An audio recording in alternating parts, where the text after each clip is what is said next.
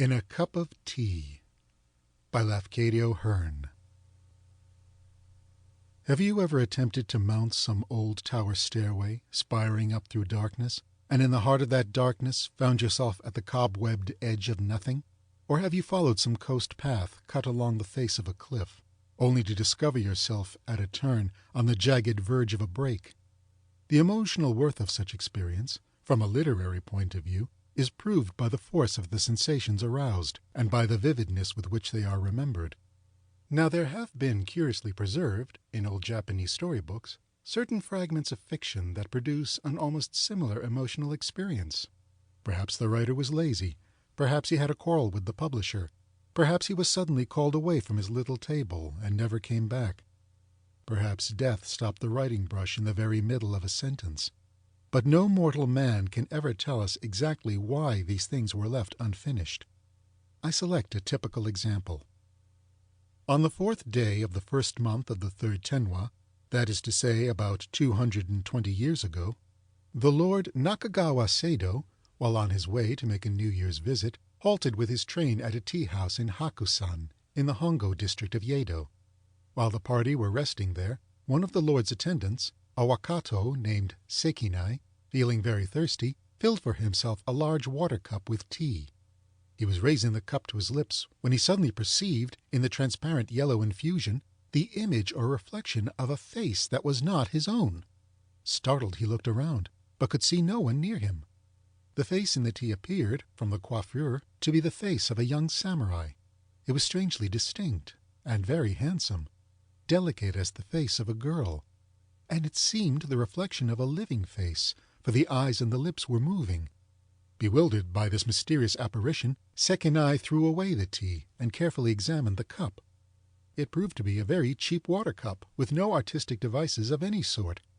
He found and filled another cup, and again the face appeared in the tea. He then ordered fresh tea and refilled the cup, and once more the strange face appeared, this time with a mocking smile. But Sekinai did not allow himself to be frightened. "Whoever you are," he muttered, "you shall delude me no further." Then he swallowed the tea, face and all, and went on his way, wondering whether he had swallowed a ghost. Late in the evening of the same day, while on watch in the palace of the Lord Nakagawa, Sekinai was surprised by the soundless coming of a stranger into the apartment. This stranger, a richly dressed young samurai, seated himself directly in front of Sekinai, and, saluting the Wakato with a slight bow, observed, "I am Shikibu Heinai. Met you today for the first time. You do not seem to recognize me."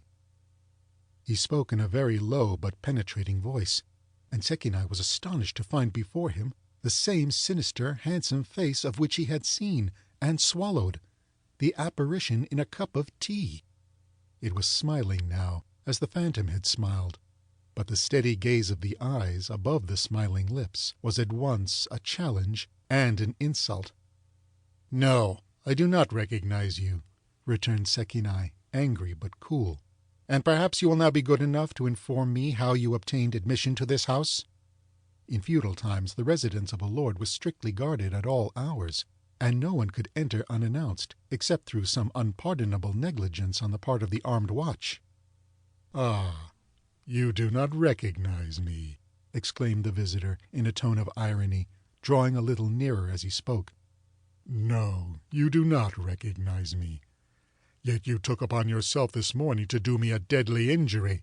Sekinai instantly seized the tanto at his girdle and made a fierce thrust at the throat of the man. But the blade seemed to touch no substance.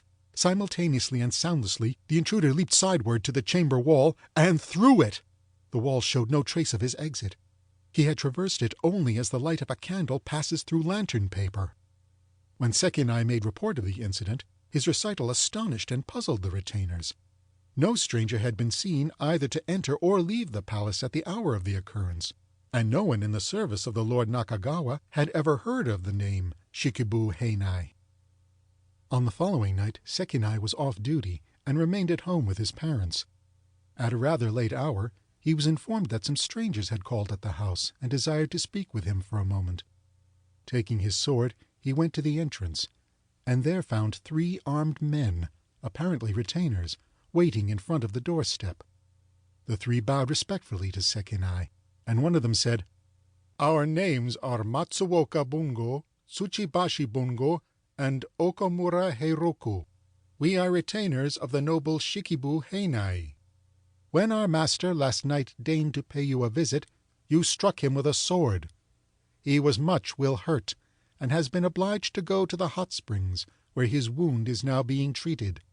But on the 16th day of the coming month he will return, and he will then fitly repay you for the injury done him." Without waiting to hear more, Sekinai leaped out, sword in hand, and slashed right and left at the strangers. But the three men sprang to the wall of the adjoining building, and flitted up the wall like shadows, and... Here the old narrative breaks off. The rest of the story existed only in some brain that has been dust for a century. I am able to imagine several possible endings, but none of them would satisfy an Occidental imagination.